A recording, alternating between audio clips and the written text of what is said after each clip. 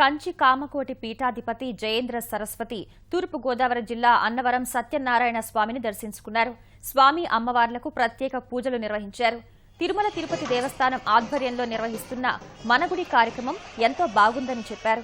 అన్నవరం దేవస్థానం ఆధ్వర్యంలో ధర్మ ప్రచారాన్ని విస్తృతంగా చేపట్టాలని సూచించారు.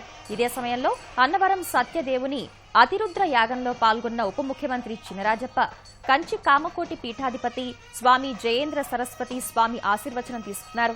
కాపులను బీసీలో చేర్చే విషయమై ముద్రగడ చేపట్టే ఆందోళనలు కార్యక్రమాలకు తప్పనిసరిగా అనుమతి తీసుకోవాల్సిందేనని ఆయన స్పష్టం చేశారు.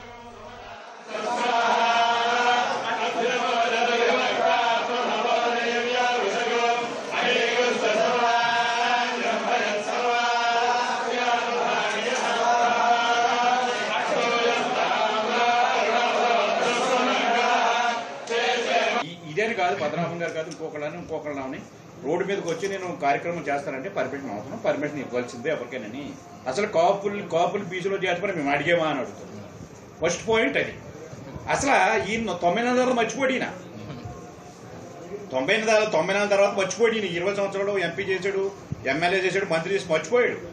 ఈయన అడిగితేనే, ఈయన రాసిస్తేనే ఈ కాపులదా? ఆయన ఒక్కడేనా కాపు నాయకుడు? ఆయన ఒక్కడేనా?